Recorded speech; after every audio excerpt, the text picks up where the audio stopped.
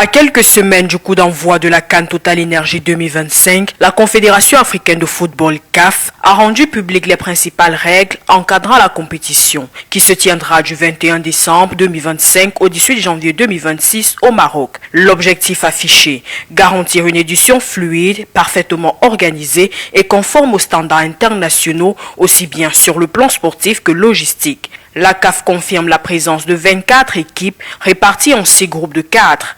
Comme lors des dernières éditions, les 2 premiers de chaque groupe ainsi que les 4 meilleurs troisièmes accéderont aux 8e de finale. S'en suivront les quarts, les demi-finales et la finale, tous disputés en match à élimination directe avec prolongation et tir au but en cas d'égalité. Concernant les effectifs, les sélections devront transmettre leur liste définitive dans les délais sous peine de sanction. Les clubs sont quant à eux tenus de libérer leurs joueurs au plus tard le 8 décembre 2025, conformément aux directives conjointes CAF-FIFA. Pour optimiser les mouvements et la sécurité, la CAF impose une régulation stricte. Seules 18 personnes par délégation pourront voyager lors des déplacements officiels entre les villes marocaines. Les billets seront, eux, soumis à un contrôle digital renforcé et ne pourront être revendus ni transférés sans validation de la CAF sous peine d'annulation.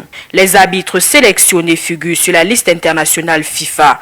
Le recours à l'assistance vidéo VAR sera généralisé dès la phase de groupe avec une équipe d'officiels dédiée à chaque rencontre. Sans en faire le cœur du dispositif, la CAF a retenu 6 villes marocaines pour accueillir les rencontres. Rabat, avec notamment le complexe Prince Moulay Abdullah, stade d'ouverture. Casablanca, porté par le mythique stade Mohamed V. Marrakech, Agadir, Fès, Tanger.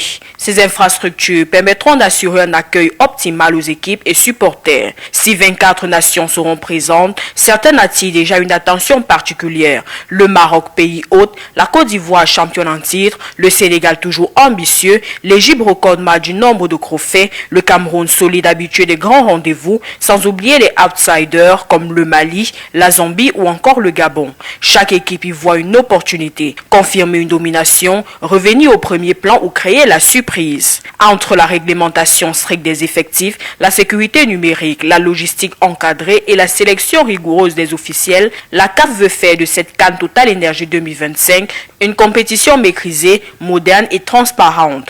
Le décor est planté. Infrastructure prête, règles clarifiées, nations motivées. Place désormais à un mois de football où le continent vibrera au rythme du Maroc.